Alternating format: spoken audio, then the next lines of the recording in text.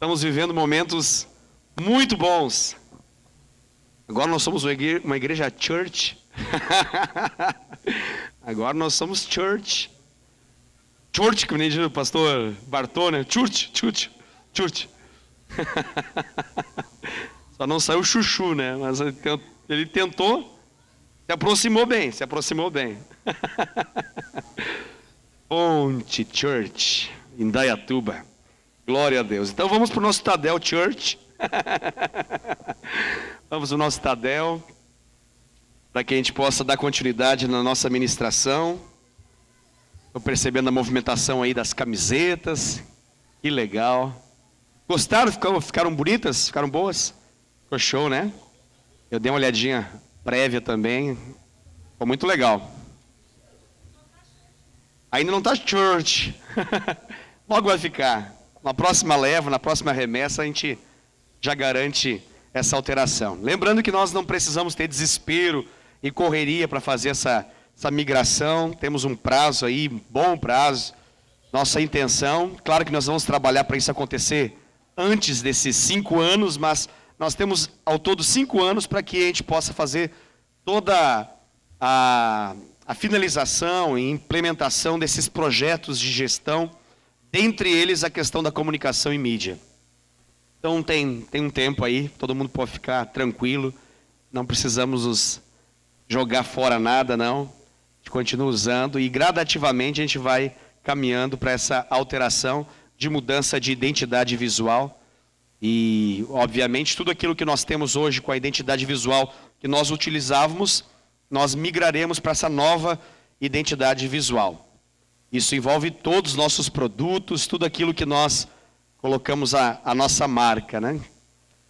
Até mesmo a própria fachada. Então, gradativamente, nós vamos avançando para essa direção.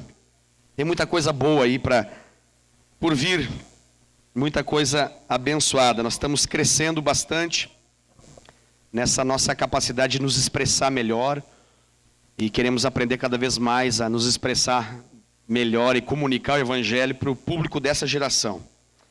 Glória a Deus, glória a Deus. Muito bem, vamos lá que a gente tem pouco tempo, né? Sempre temos aí em torno de 35, 40 minutos para nós darmos continuidade nesse tema. Nós estamos ministrando a respeito dos dons espirituais. Nós estamos avançando ainda dentro de palavras introdutórias que nos ajudam a entender o mover de Deus, que nos ajudam a entender como Deus fala, que nos ajuda a entender como que Deus traz revelação ao nosso interior. Por enquanto estamos caminhando nisso, gradativamente, assim, ó, um tijolo sobre o outro para levantar uma estrutura. E isso é intencional, nós queremos de fato entender como que Deus opera, como que Deus trabalha no nosso espírito para trazer revelações. E aí depois fica mais fácil quando nós entrarmos propriamente nos dons, detalhadamente, explicando como que ele se manifesta, depois de todo esse conhecimento prévio, de nós entendermos como que acontece essa voz de Deus no nosso interior, no nosso íntimo, no nosso espírito, vai ficar muito mais simples para nós podermos entender como que nós fluímos nos dons espirituais. Na semana anterior, nós estávamos falando um pouquinho a respeito, e na anterior também, há 2 semanas atrás, e na semana anterior, nós falamos bastante a respeito da expectativa e da realidade, né? Tá muito em voga, tá na moda falar isso, né? No Facebook, no Instagram, de vez em quando as pessoas colocam lá quase um meme entre expectativa e realidade. E elas brincam a respeito disso, aquilo que a expectativa dos pais a respeito de algo, do cônjuge, ou que nem diria o Moro, do cônjuge em relação a algo. Então a expectativa e a realidade, ela às vezes tem um abismo de separação entre uma e outra. E nós estamos falando que em relação aos dons, isso acontece bastante. Porque na maioria esmagadora das vezes, nós temos uma expectativa que não está de acordo com aquilo que de fato Deus costuma fazer. E porque a nossa expectativa é uma, e a maneira como Deus está fazendo é outra, às vezes nós acabamos desprezando a voz de Deus, o agir de Deus, o que Deus está nos dando, porque nós achamos que não é Deus. Porque se fosse Ele faria de um modo muito mais glorioso.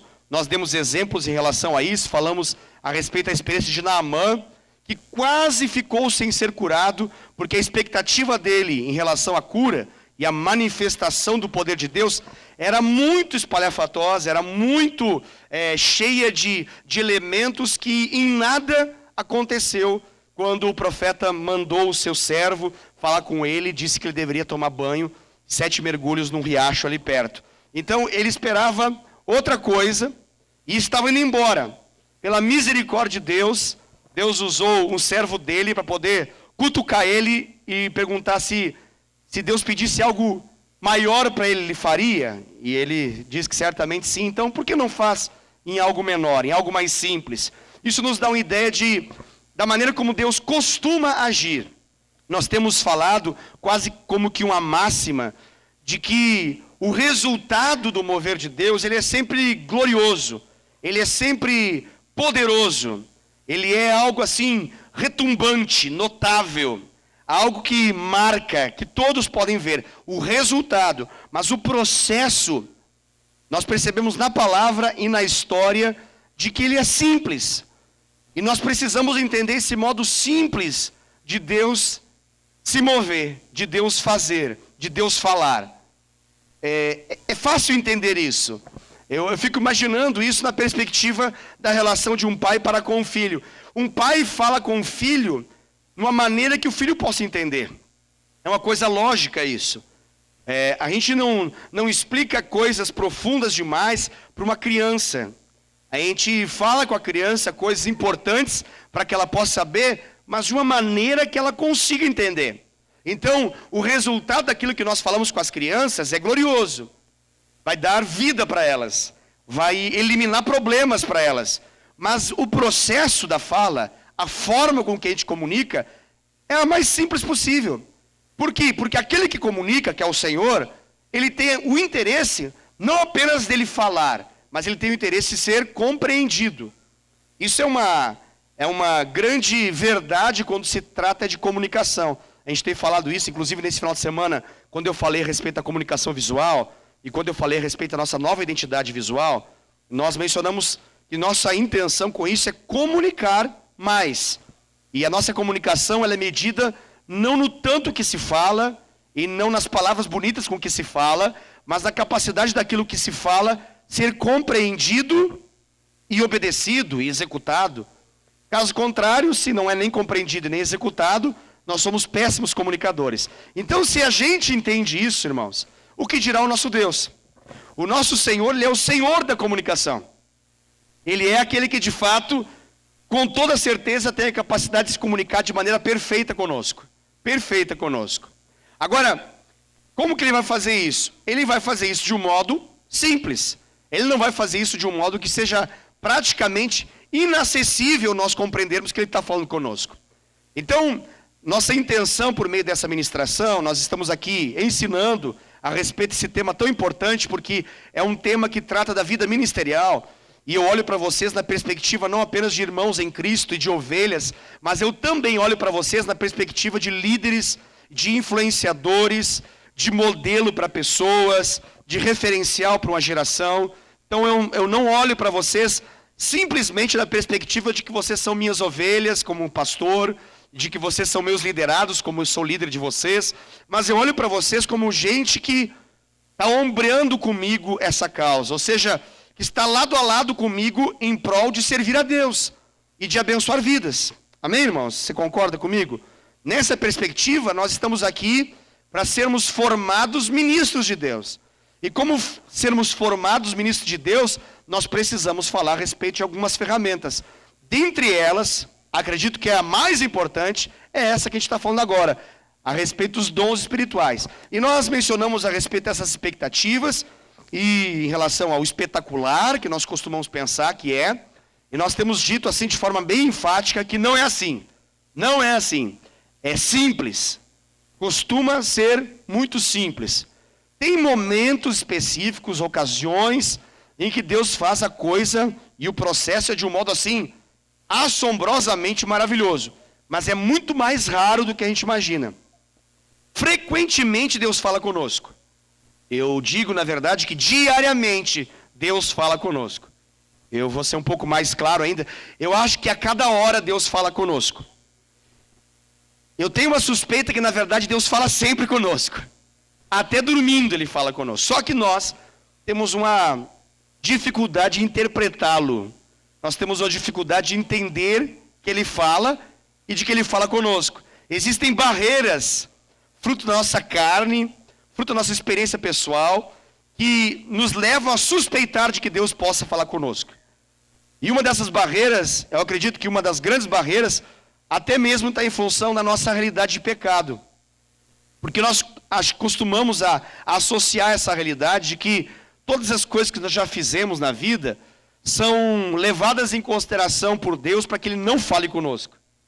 Tem pessoas que quando surge esse tema de Deus falar algo, elas pensam, não, mas comigo não, porque eu não sou tão bom assim, eu não sou que nem esse pastor, eu não sou que nem meu líder, eu não sou que nem meu discipulador, eu não sou que nem a irmã tal, o irmão tal. E faz uma comparação que se discrimina, que se anula, que se desvaloriza em relação a Deus falar algo. E eu quero dizer para você, de forma muito clara, que não é assim que funciona. Na verdade, irmãos, esse falar de Deus não está na dependência da nossa capacidade de ser tão bom, mas está numa disposição de Deus em falar. Há uma disposição de Deus em falar. E se ela já existia no tempo da lei, do Antigo Testamento, da Antiga Aliança, na Nova Aliança, essa disposição é clara.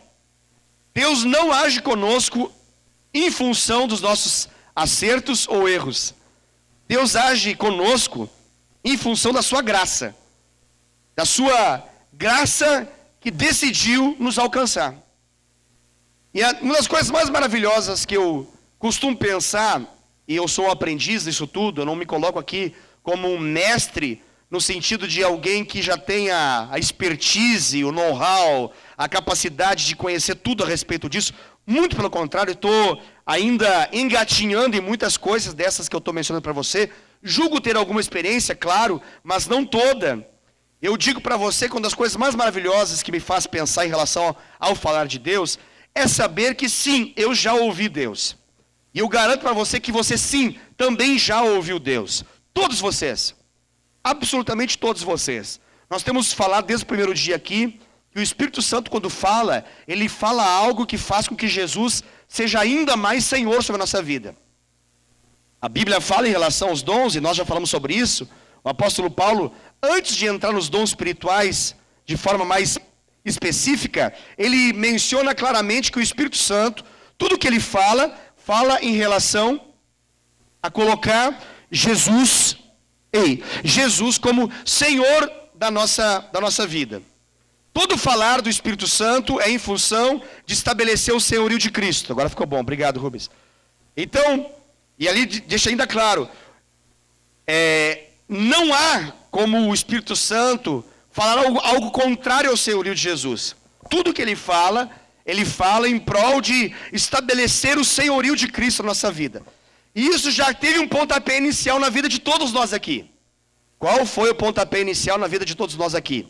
Qual foi? O dia da nossa salvação.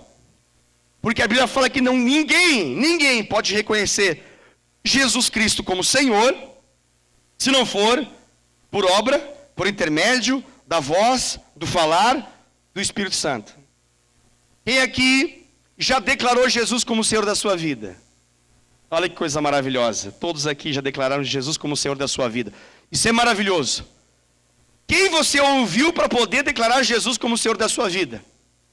A Bíblia diz que você ouviu o Espírito Santo. Quem quebrantou seu coração, quem lhe conduziu à salvação, quem lhe apresentou Jesus, não foi meramente um homem. Foi uma pessoa conduzida pelo Espírito Santo, que fez uma obra, que na verdade é uma obra espiritual, que aconteceu dentro de você, e que levou você ao quebrantamento, ao reconhecimento de pecado, a confessar Jesus como seu Senhor, reconhecendo que você precisa dele. E essa primeira experiência é a segurança que você pode ter também para todo o resto que vem depois. Para todo o resto que vem depois. Isso é bom você pensar. Isso nos coloca numa situação de igualdade aqui. Todos nós somos cristãos. Todos nós somos crentes em Cristo Jesus.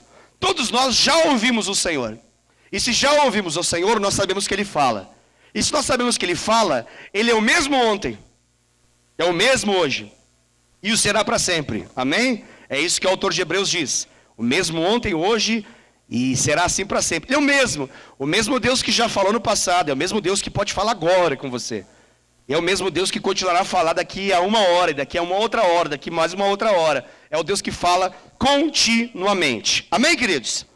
Glória a Deus, glória a Deus. Vamos voltar aqui para o ponto onde nós paramos. Nós falávamos a respeito da realidade do Timóteo. E nós buscamos entender por que o Paulo fala com ele daquele modo. Porque o Paulo dá uma palavra admoesta ali, ele dá uma palavra bem clara para o seu discípulo Timóteo, na segunda carta. Em 2 Timóteo capítulo 1, no verso 6, vem aquela palavra de admoestação, né? Ele vem uma palavra ali de correção de rota. Ele busca lembrar o Timóteo de algo que ele estava perdendo. Você lembra dessa palavra? Nós falamos isso na semana passada, né? Eu leio novamente, diz assim, ó. 2 Timóteo capítulo 1, verso 6 diz assim, ó. Por esta razão, pois, te admoesto, são palavras de Paulo, tá? Te admoesto que reavives o dom de Deus que há em ti pela imposição das minhas mãos. O que é reavivar ali? Alguém lembra ainda? Nós falamos isso na semana passada. O que significa esse reavivar? Eu dei uma imagem, eu trouxe para vocês uma imagem. Alguém recorda ainda dessa imagem? Se tiver alguém que recorde, pode falar aí. Em nome de Jesus. A ideia do carvão, o que acontece com o carvão? Como é que funciona? Exatamente, o carvão, que um dia estava aceso, quente, estava ali incandescendo, ele vai perdendo a intensidade por alguma razão, e quando você, churrasqueiro, percebe isso, o que você faz? Você vai lá e abana, né? Você vai lá e provoca um sopro, e esse sopro, você pode fazer isso até com a boca, você pode se aproximar ali, o carvãozinho já está mais para lá do que para cá do que você queria, então você vai lá e... E quando você faz isso, quando você sopra, o que acontece com o carvão? O carvão, ele reacende. Então a palavra aqui, a palavra que está sendo mencionada aqui, a palavra de reavivar, é uma palavra de reacender, trazer a intensidade novamente. Entenda isso. E aqui o apóstolo Paulo fala que quem era o responsável por isso?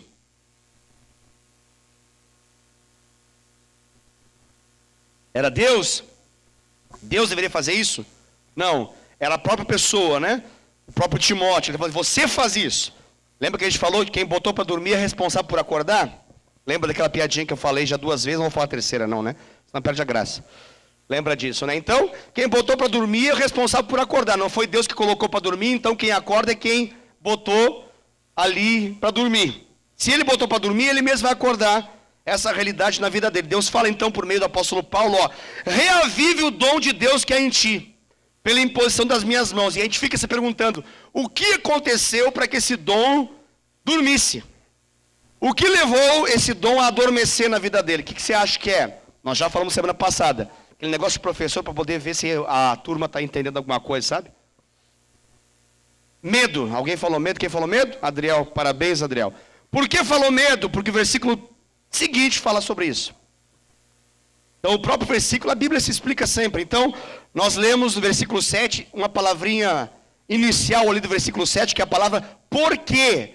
E quando eu falo porquê, eu explico o motivo. Porquê é a mesma coisa, o motivo é esse. Essa é a razão, essa é a explicação. Eu só uso essa palavra porquê junto quando ela pode ser uma explicação de algo. Se for um porquê separado, então é pergunta. Porquê junto, e você sabe língua portuguesa, né? Esse porquê aqui é motivo, explicação, vai dar a razão. Então agora vem o porquê.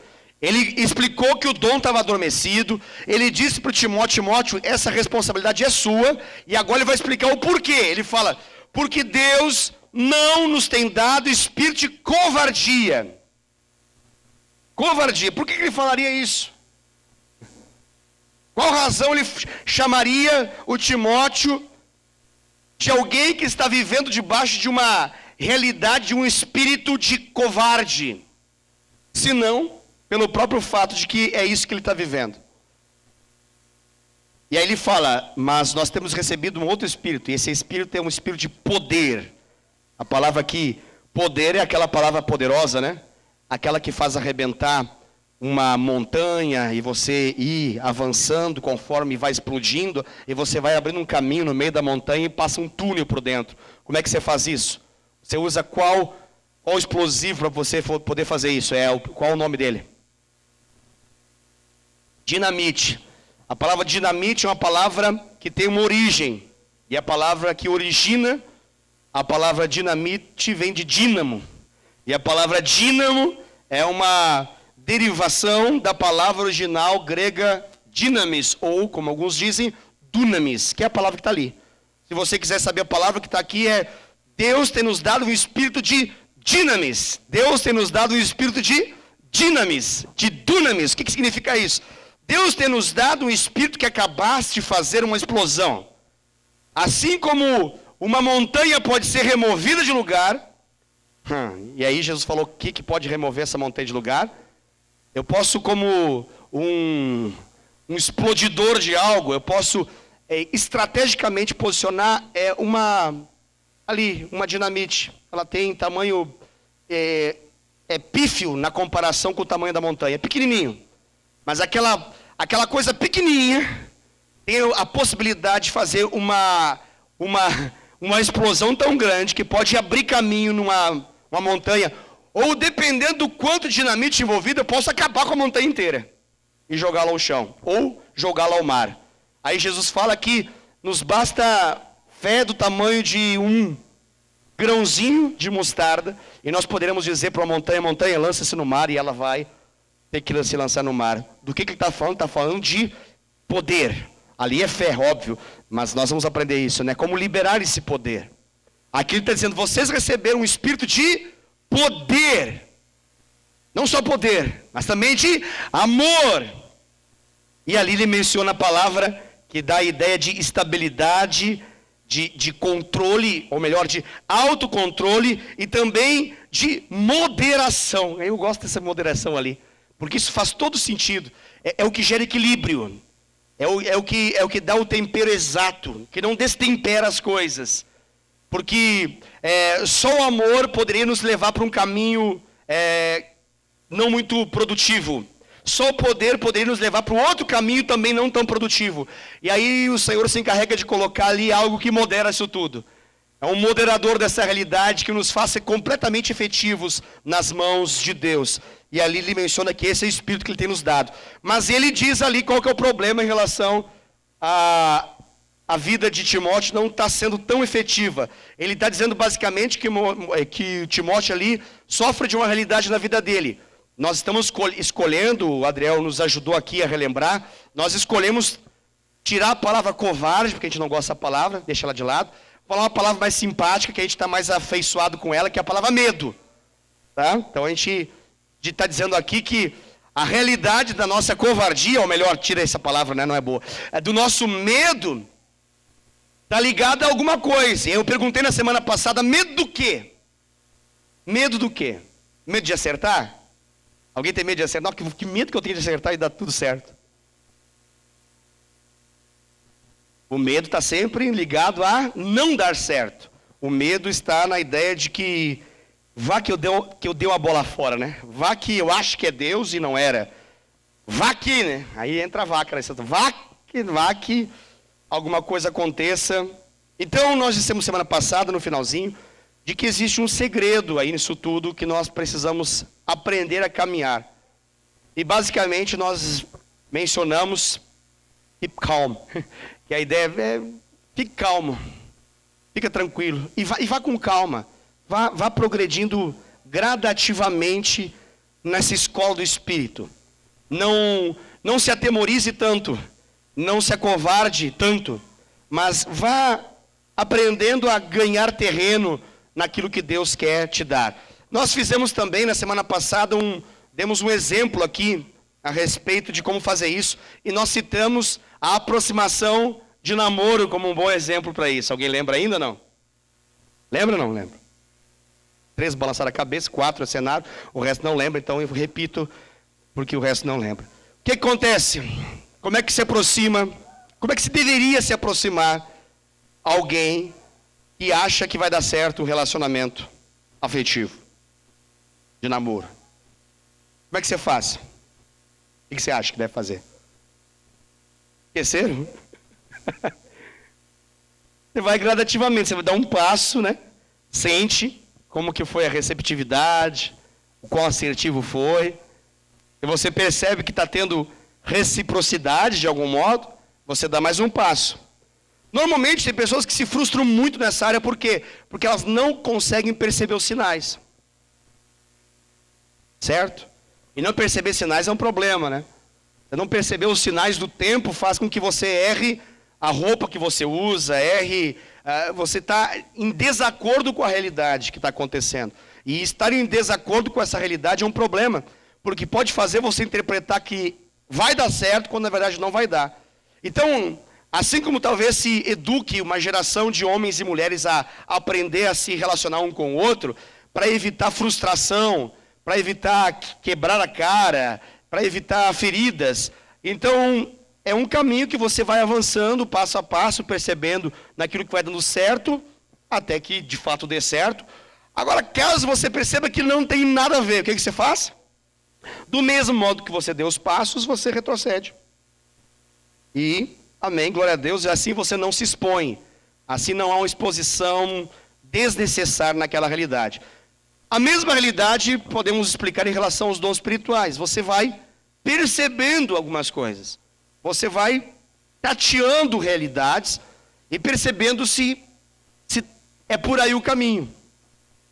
Para não chegar direto e dizer, como alguém que conheceu outro, e falar assim, olha, você vai ser a mulher da minha vida, Deus me mostrou, vou ter 3 filhos com você, a gente vai morar em tal lugar. Isso seria uma agressão, mesmo que pudesse ser de repente algo, isso vai gerar um, uou, saia daqui, muito mais comum do que, ai, amém, é tudo o que eu queria, uma pessoa assim tão clara e tão decidida, tão convicta de tanta coisa espiritual acontecendo, de 0 a 100 tão rapidamente. Então, esse caminho não é o mais assertivo, seja para o relacionamento, seja também para o mover profético, principalmente quando nós estamos começando a entender como que ele funciona. Então, essa chave que nós falamos a semana passada, ela nos ajuda muito a aprendermos a crescer no uso do dom. Nós mencionamos que existem momentos que a maneira como Deus fala é muito espetacular e vai ficar muito fácil da gente entender que é de Deus. Mas muitas outras não é tão fácil assim. E por não ser tão fácil assim, cabe a nós fazer perguntas. Como é que funciona esse processo de tatear, de sentir? Fazendo perguntas para ver se de repente é aquilo que você está imaginando. Principalmente quando você não conhece absolutamente nada da realidade do outro que está na sua frente. Aí o caminho é muito mais incerto, mais impreciso. Entende o que eu quero dizer, sim ou não? É como se você estivesse, por exemplo, esperando ônibus, vamos imaginar uma cena, né? Esperando um ônibus em algum lugar dessa cidade para ir para outro lugar. Beleza. E ali está uma pessoa sentada ou está de pé, e você, naquele momento, tem um lampejo de revelação, tem ali um sinal, um fragmento pequeno de revelação. Talvez Deus possa mostrar para você que aquela pessoa, olha, algo mais específico, né? Que aquele jovem, ele brigou de forma séria com o pai dele. Vamos dar um exemplo, certo? Puxa, mas tem alguns elementos que você pode dar uma bola fora. Qual o caminho para nós sabermos se isso está certo? Pensa comigo. Você está vendo ali um jovem, ele está com a cara normal, aquelas caras que a gente usa para poder expressar normalidade na rua, sabe? Beleza. Poucas são as pessoas que você vai ver chorando compulsivamente na rua, depois que brigaram com algo na rua, todos entram num limbo de tá tudo bem, obrigado. Certo? Então ele está lá, esperando no ponto de ônibus com a vida, tudo bem, obrigado. Mas naquele exato momento você teve uma impressão, uma suspeita profética de que aquele jovem teve um acontecimento na vida dele e você sabe, Deus te revelou. Ele teve uma briga com o pai dele. Como é que você se aproximaria? Como alguém que quer namorar, como é que você falaria isso? É isso que te digo, que você saiu de casa? É assim que você falaria? Isso seria tão louco quanto alguns irmãos fazem com algumas meninas aí, em alguns ambientes de igreja. Mas outros ambientes, claro, isso não acontece no nosso meio. Esse pulo assim, que chega assustador. Como é que você falaria, Davi? O que você acha que deveria ser feito? Você se aproximaria dele? Como que a gente se aproximaria dele, assim? Oi, eu sou evangélico, eu sou crente, eu sou profeta. Pode ser, talvez seja um caminho do tipo, puxa assunto de alguma coisa. Calor, né? Frio, né? Nossa, abafado, né? Demora o ônibus aqui, né? Que hora vai passar o ônibus mesmo? Sei lá. Alguma coisa que possa você saber que ele fala, que ele tem voz, que ele tem ouvido, está tudo bem. Porque se não falar, já vai ser uma grande dificuldade. Aí você vai ter que entender língua de libras aí com ele, né? Como que o vendedor faria? Como que faria? Como que faria, Juninho? A Pâmela sabe? Tá, beleza. Então, quer comprar uma geladeira?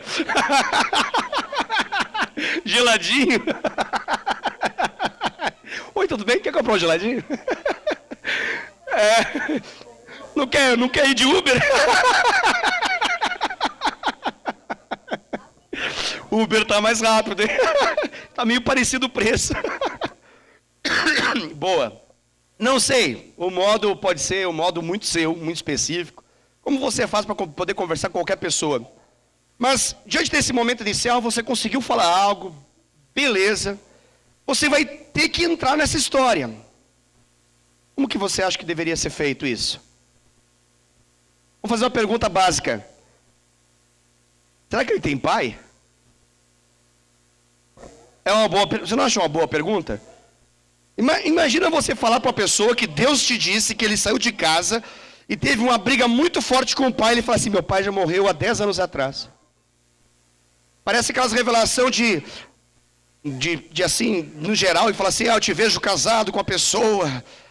Essa pessoa vai aparecer na sua vida até o final do ano, e a esposa está do lado.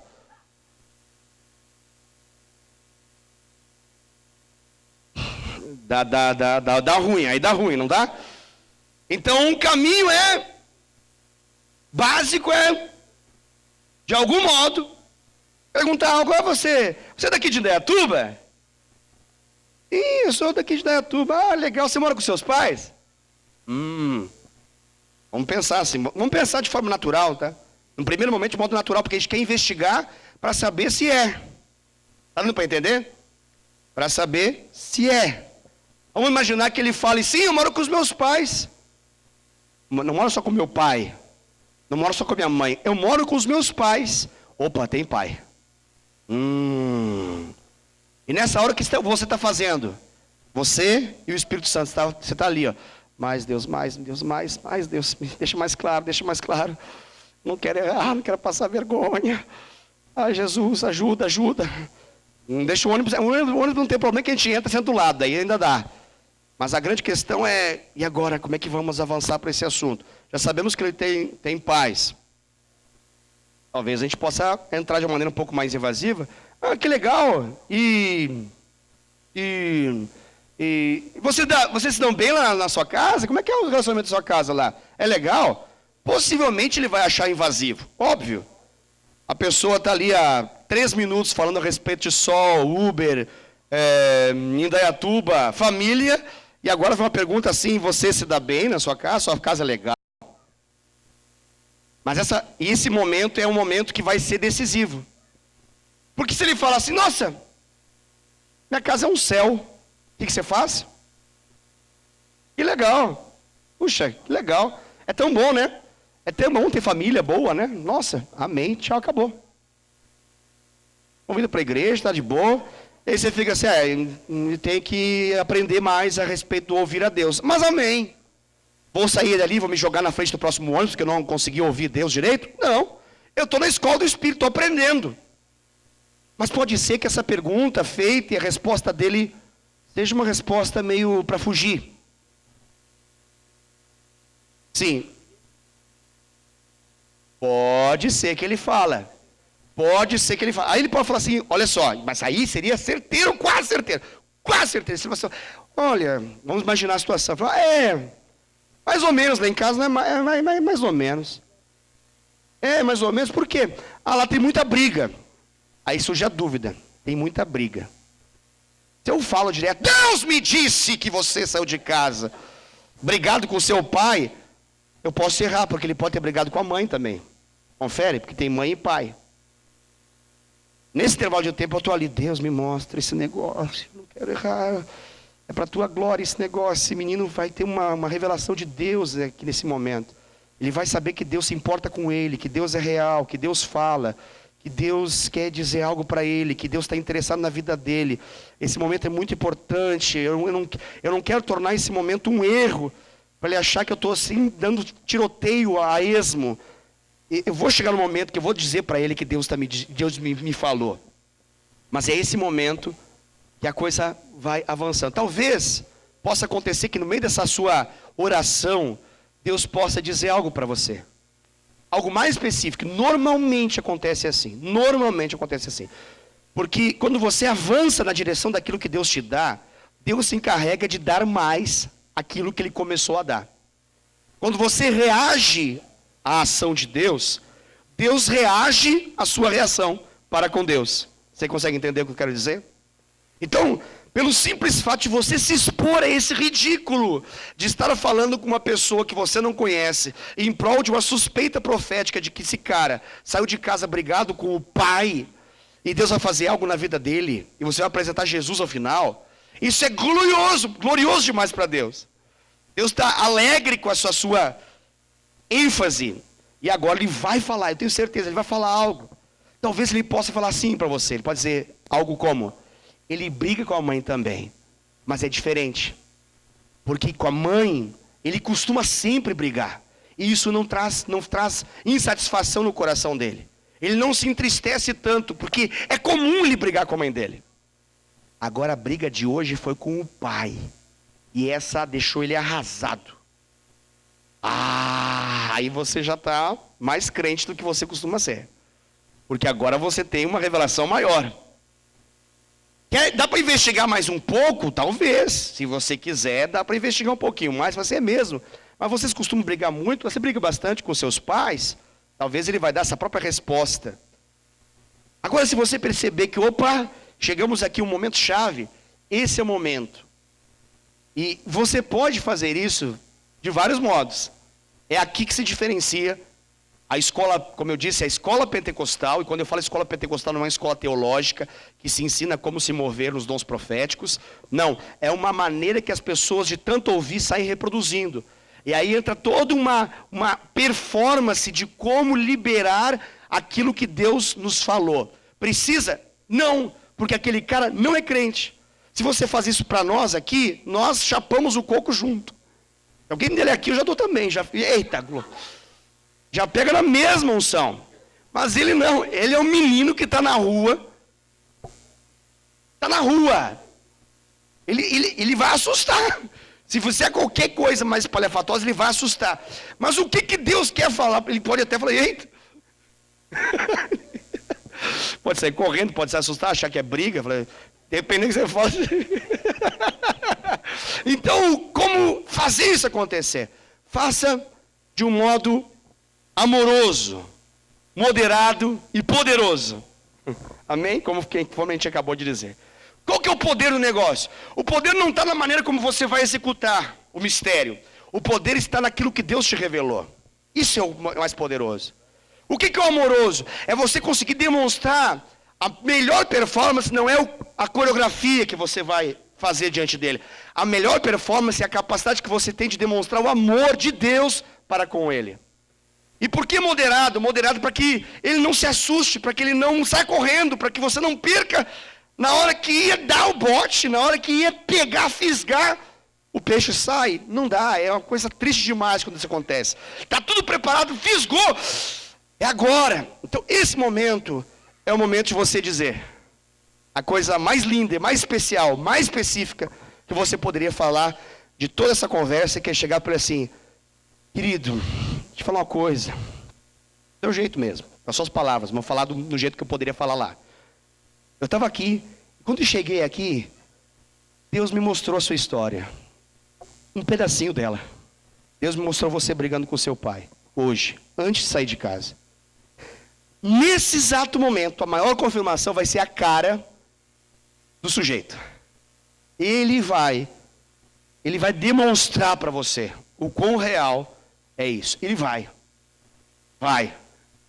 E como você já disse qual era a fonte, que é Deus, ele já... Aí vem todas as impressões que ele tem a respeito de Deus, que podem ser as mais diferentes possíveis. Às vezes até algumas muito ruins. Você precisa deixar claro esse momento que Deus não está te revelando algo para poder ser um fofoqueiro sobre ele. Deus está te revelando algo para provar para ele que Deus conhece a realidade da vida dele. E que Deus quer mudar essa realidade. E aí entra a ponte evangelística daquilo que Deus mostrou com o propósito de salvar a vida daquele rapazinho que, de outra maneira, talvez nunca saberia que Deus é real, pessoal e que é específico para a vida dele ali naquele momento. Você conseguiu entender basicamente essa ideia do que a gente está falando? Agora deixa eu fazer uma pergunta mais simples aqui, coisa para crente, coisa de crente assim. Quantas vezes você não teve algumas impressões semelhantes a essa que eu acabei de falar, sobre realidades à sua volta, das mais diversas, das mais distintas possíveis? Quantas vezes? Bastante vezes, Davi. Já teve? Alguém mais? Concorda? Você já teve também? Já teve? A Suzana teve? Já teve? Teve Jô, Rubens? Suspeitas. Tá vendo que isso aí que é legal? Porque assim, se a gente fala assim... isso é uma revelação de Deus, que Deus está te dando para você. Aí de repente, com essa ênfase de voz, você fala: não, quando for de Deus tem que fazer assim, ó. Eita Deus de glória! Aí eu tenho que fazer isso no ponto de ônibus. Se eu não faço isso no ponto de ônibus, não é Deus. E eu estou dizendo para você, eu amo os meus irmãos de Pentecostes, eu amo eles. Quanto mais sapatinho de fogo, mais canela de fogo, quanto mais voz de querubim, quanto mais, eu mais amo. A minha fé, assim, ela explode cada vez que eu ouço eles. Eu amo meus irmãos pentecostais, mas eu reconheço uma falha. A falha de ensinar e modelar uma geração a ouvir Deus. Não só na igreja, mas no dia a dia. De maneira a ser eficaz. Porque do mesmo modo espalhafatoso com que vem, às vezes também espalhafatosamente no pecado também vai. E não se encarrega de liberar esse espírito de poder, amor e moderação. E nós precisamos aprender a liberar esse espírito de poder, amor e moderação.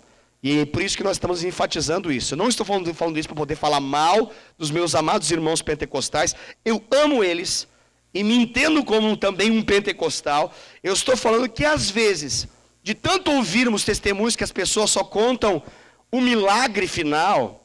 ou fazem todo, porque dá para narrar isso de maneira sobrenatural, não dá?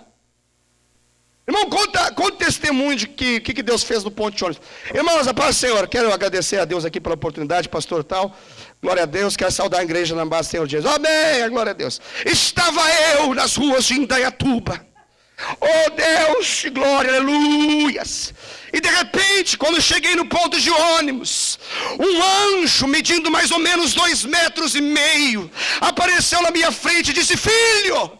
E eu falei: oh Deus, fale comigo, teu servo ouve. Eu me emociono, irmãos, até me arrepio enquanto eu falo. E de repente eu olhei para o lado e vi um jovem. E aquele jovem estava com o semblante descaído.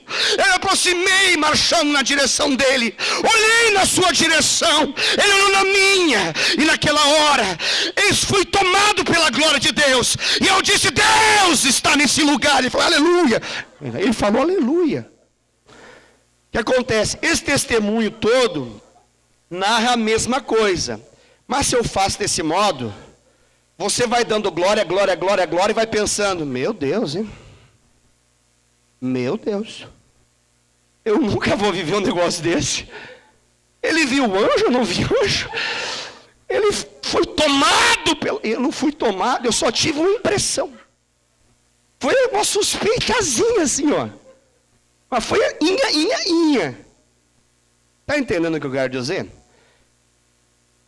Por que falar assim, pastor? está querendo maltratar os irmãos. Não é isso, não é minha intenção.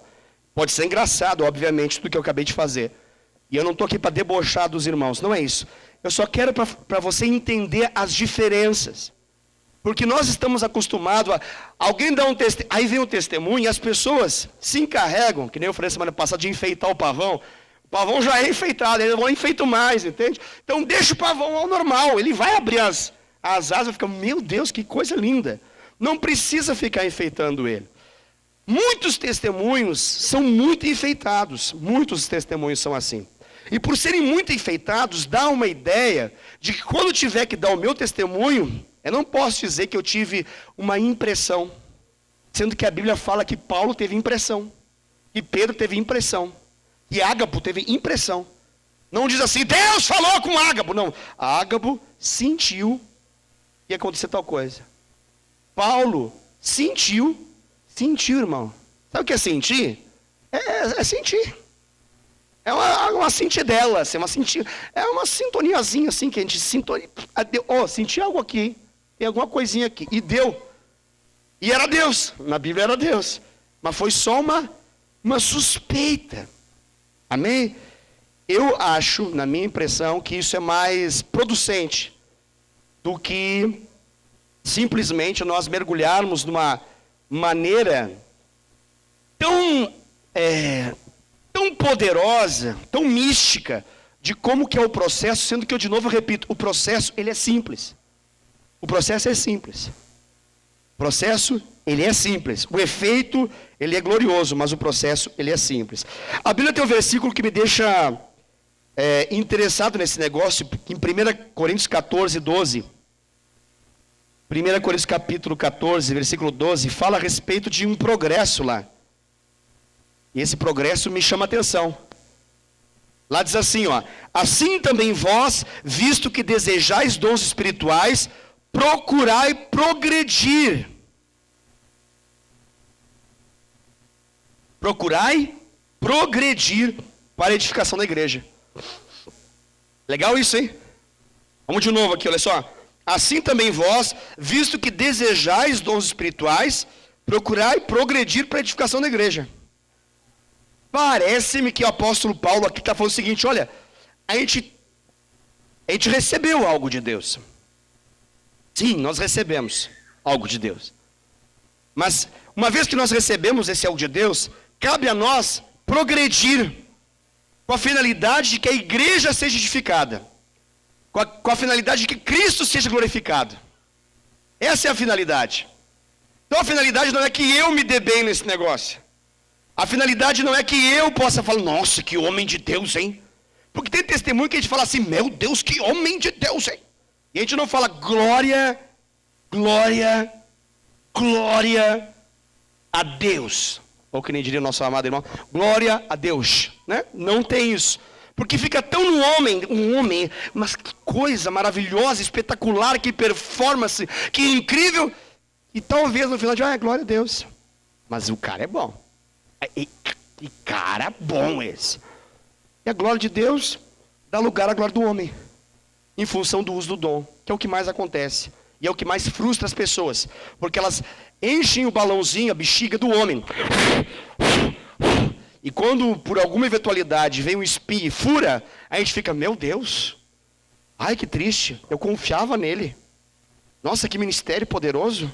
Agora caiu, nem sei se era Deus, nem sei se Deus existe, nem sei se Deus é bom, nem sei se Deus fala mesmo, eu não sei se eu acredito no profético. Mas quem disse que era para fazer isso? Erro nosso. A gente fez isso. Em vez de glorificar de fato e verdade a Deus, a gente vou usar a expressão pentecostal, a gente glorificou o vaso, o instrumento. A gente glorificou a pessoa, não do Senhor, mas sim a pessoa que manifestou aquele dom. Então, meus amados, aqui está claro que é um progresso. Eu acredito que dá para nós fazermos uma comparação em relação à experiência natural. Nós podemos também fazer essa comparação com a experiência espiritual. Responda para mim, como que você aprendeu a andar?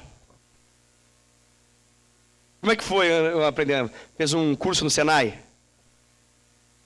Não fez um curso no Senac? fez um curso foi através da web. Não foi? Não foi EAD, ensino à distância? Como é que foi? Foi caindo. Né? Você vai segurando, vai se fortalecendo nas perninhas. Tem algumas crianças aqui que estão mais agora, já estão numa fase de caminhar, mas quantos tombos, quantas quedas? Inúmeras. Não foi assim? Vamos a outro exemplo. Todos aqui andam de bicicleta? Tem alguém que não anda de bicicleta aqui? Eu não sei andar de bicicleta, pastor. Tem alguém que não sabe andar de bicicleta? Todos sabem andar de bicicleta, que coisa legal. Que coisa legal. Como é que você aprendeu a andar de bicicleta? Aí fez curso no Senai, com certeza. Não foi? Não foi? Fez um YouTube, como andar de bicicleta em 5 passos. Primeiro, não foi assim? Você viu um cursinho lá, um tutorial, baixou um tutorial de como fazer essa experiência e saiu andando, não foi isso? Ou alguém falou assim, agora eu vou te ensinar, Maurício, a como andar de bicicleta. Aí mostrou uma imagem, isso é uma bicicleta, lá está o guidão, olha lá, aquela lá é a roda, a outra roda, olha o banco, ali você senta. Teve toda essa explicação? Não teve? Você veio aprender o que é guidão, banco e tudo mais, em que momento? Depois. Foi? O que foi? A rodinha do lado, mas alguns não tiveram essa experiência da rodinha também, já pularam etapa. Eu não tive rodinha, por exemplo. As rodinhas fui eu mesmo que fiz o efeito da rodinha. Tenho marcas laterais aqui, acho que as minhas laterais sobreviveram rodinha. Me lembro uma vez, nossa, eu caí tive uma queda espetacular, chegou a entrar pedra para dentro de mim, para você ter uma noção. Porque aprender a andar de bicicleta, em vez de aprender a andar num concreto, não, fui eu, num terreno de terra mesmo. Você imagina essa experiência, que legal que foi. E isso aconteceu porque eu me empolguei. Eu me empolguei, eu estava lá mandando bala. Eu só não sabia direito como é que funcionava esse negócio de apertar o freio. Aí quando eu apertei naquele terreno, o que aconteceu? E aí entrou pedras aqui dentro. Eu me lembro disso. Foi uma experiência muito legal. Pois é, mas eu não desisti. Hoje eu sei andar de bicicleta. Tem aqui gente que anda de moto, né? Antes andou de bicicleta. Como é que aprendemos? A verdade, como é que foi? Nós aprendemos a andar a pé ou andar de bicicleta andando. Depois que a gente aprendeu a andar, a gente aprendeu de fato algumas coisas a respeito do andar, mas isso foi depois. Então a gente foi para a teoria depois. Primeiro veio a prática. Você que entendeu o que eu quero dizer? Ou não foi? Aí depois te ensinaram, olha, o freio tem que ser usado assim, você tem que cuidar, você não pode apertar, ó, esse aqui é o dianteiro, esse aqui é o traseiro. Dependendo do que você quer empinar, para empinar é assim. Se você quiser fazer esse movimento para trás, é assim. Alguém vai explicando para você. Aí entram pessoas que vão te ajudando, certo? Na verdade, desde o primeiro momento, são pessoas que podem te ajudar a você ter uma melhor performance, mas elas não vão poder ficar o resto da vida ali. Ai, vai cair! Ai! Não tem que deixar. Faz parte. Dói, machuca, erra. Acontece. Mas não pode existir. Porque há um progresso. Há um progresso. Até que você alcança uma performance de estabilidade. Até que você consegue viver uma realidade onde você já está numa situação em que você, de fato, pode dizer assim, agora eu sei. Eu sei como que se comporta essa realidade de andar. Agora vamos pensar em relação aos dons, que eu estou dizendo basicamente que essa é o mesmo paralelo. Como que a gente atua em Deus por meio dos dons espirituais? Atuando. Como que a gente faz? A gente atua. Como que a gente aprende a orar? Orando. A verdade é essa. Eu posso ouvir um monte de livrinho, mas se eu não me jogar a orar, eu não vou aprender a orar. Não tem o quê? Eu posso ler todos os livros sobre oração, mas se eu não orar, não vou viver uma vida de oração. Então, na verdade, primeiro a gente aprende a fazer e depois a gente aprende porque faz. Basicamente assim. Né? E se a gente errar, o que a gente faz se a gente erra? A gente pede perdão. Se a gente erra, a gente pede perdão. Funciona assim. A gente fala, eu errei. Me perdoa. Eu errei. Fui eu que errei. O que acontece? Às vezes a gente está tão preocupado com a nossa reputação que a gente se esquece de crescer no dom. A gente está tão preocupado com algo que vão pensar de mim se eu cair, que a gente se esquece de que Deus tem para nós um caminho bom, um caminho excelente, que pode nos orientar a viver uma vida de fato relevante em relação a tudo aquilo que Ele nos deu. E outra, Deus sabe que a gente vai cair, Deus sabe que a gente vai errar. E para Ele não é tão assim, meu Deus, eu nunca mais vou dar nada para esse filho porque ele errou. Muito pelo contrário, Ele vai perceber a nossa disposição em querer acertar, em querer fazer bem aquilo que Ele está nos concedendo. E eu falo isso em relação profética, e eu falo isso porque assim, e vou novamente citar os nossos amados irmãos pentecostais, a maioria nunca fala essa realidade. O ensinamento é, se você errar, meu Deus, quase tem que ser apedrejado como era no Antigo Testamento. O profeta que erra tem que jogar e nunca mais, serve para nada. Eu estou aqui para falar para você, não é assim. Não é assim. Todos eles já erraram também, e muitas vezes. Só que eles se esquecem de dizer e orientar os demais que eles já erraram também. Eles costumam falar daquilo que acertaram. E aí fica gostoso para quem está ouvindo e muito mais gostoso para quem está falando. Quando na prática, na realidade prática, já houve muitos tombos, muitas quedas, pedras que entraram nos lados e assim por diante. Então, o profético ele é muito claro que existe uma atuação da nossa parte. O Espírito Santo não vai fazer sozinho. E a nossa parte nessa atuação é uma parceria com aquilo que Deus quer fazer. E nós temos que aprender a respeito disso. E eu encerro com esse meu comentário e deixamos para a próxima ministração a respeito disso. Falando a respeito de como que Samuel ouvia a Deus. Como é que Samuel ouvia a Deus? Samuel da Bíblia, né? Samuel que a gente conhece como profeta Samuel. Não é profeta Samuel? É um profeta? Como é que ele ouviu a Deus? Qual foi a primeira vez que Samuel ouviu a Deus? Samuel era criança, né? Certo? Lembra da história? Ana não podia ter filho, foi lá, entregou o filho como a gratidão ao Senhor. Aí um dia ele estava lá dormindo, lá no cômodo dele, no quarto dele, e ele ouviu uma voz que dizia, Samuel. Aí o que ele fez? Ele agiu de forma natural. Ele não conseguia discernir a voz de Deus. Aí o que ele foi? Onde ele foi? Lá no Eli. Estava ele na casa do Eli, no templo lá. Ele foi lá, acordou Eli. Ele falou, sim, estou aqui. Aí ele falou, não te chamei? Volta a dormir. Aí voltou, pegou no som de novo, e novamente ele ouviu, Samuel. Aí ele foi lá de novo. Sim, Eli, eu estou aqui. Ele falou, não te chamei, vai dormir. Aí voltou a dormir. Aí pela terceira vez, Samuel. Aí ele falou, ô Eli, eu estou aqui, pode falar. Aí ele falou, eu não. Aí o Eli começou a pensar. O Eli já estava meio caduco no processo. Não em idade, mas em intimidade com Deus. O Eli ele já estava com discernimento velho, estava com discernimento gasto. Ele estava com discernimento enferrujado, porque já não ouvia mais a Deus. Nesse momento, a coisa já estava muito ruim. O pecado já estava dominando na casa dele. Mas um dia aquela casa, aquele lugar onde ele estava, ouvia a voz de Deus. E ele lembrou disso.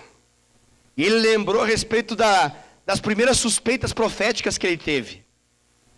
E ele vai dar então uma chave pro Samuel. Ele começou assim, teve uma ligeira desconfiança de que Samuel estava ouvindo Deus. E agora o que ele fala então para Samuel? Ele diz basicamente o seguinte, ô menino, faz o seguinte, você vai voltar a dormir. E quando você ouvir novamente essa voz, você vai responder essa voz. Olha aí. E o que ele falou para o menino? Falou assim, Samuel, você fala assim para Deus, fala que o teu servo ouve. Fala, Senhor, teu servo ouve. Olha que coisa legal. Você está entendendo o que ele está ensinando? Fala que o teu servo ouve. Agora deixa eu fazer uma pergunta para você. Deus não poderia falar de forma mais clara para Samuel? Deus não é onisciente, onipresente, onipotente? Não poderia se materializar de uma maneira mais clara para ele no quarto ali, sem precisar ele fazer esse caminho de ir lá perguntar ao Eli? Ô Eli? Eli? Poderia, não poderia? Por que Deus não fez assim? Já parou para pensar sobre isso? Não poderia ser uma maneira um pouquinho mais fácil? Por que parece que tem que ter esse elemento aí? E por que Samuel já não falou isso antes para ele? A gente pode entender isso na história de Samuel, que Samuel já estava meio perdido na realidade de intimidade com Deus. Mas o que Eli nos ensina, ao ensinar a Samuel, é de que nós precisamos reagir à voz de Deus. Nós precisamos reagir à voz de Deus. Deus, ele pode, de forma extraordinária, tornar o processo assim, sobrenatural diante dos nossos olhos. Mas ele não costuma fazer assim. Ele não costuma fazer assim. Então, o que o Eli estava ensinando? Ele estava dizendo o seguinte, ó. Eu, mesmo velho no pecado e distante do Senhor, eu sei de uma coisa, Samuel. Eu sei que quando Deus fala, Ele espera que nós possamos responder à fala dEle. Eu sei que quando Ele nos provoca, nós precisamos dizer para Ele assim, ok, eu entendi, Senhor. O Senhor está me provocando e eu escolho reagir. Eu vou entrar no jogo. Eu vou entrar nesse negócio. Quem aqui joga xadrez? Quem aqui joga damas? Então, todo mundo joga pelo menos alguma dessas coisas. Como é que a gente joga xadrez? Vamos lá, eu vou jogar xadrez aqui com o Rafael. Eu sou as pedras brancas, você as pretas. Joguei. Ele jogou também lá. Quem que sinaliza agora? Agora eu posso jogar. Joguei. Jogou lá. Peguei meu cavalo em L. Joguei o bis pra cá. Vou aplicar um pastorzinho em você daqui a pouco. Tá entendendo?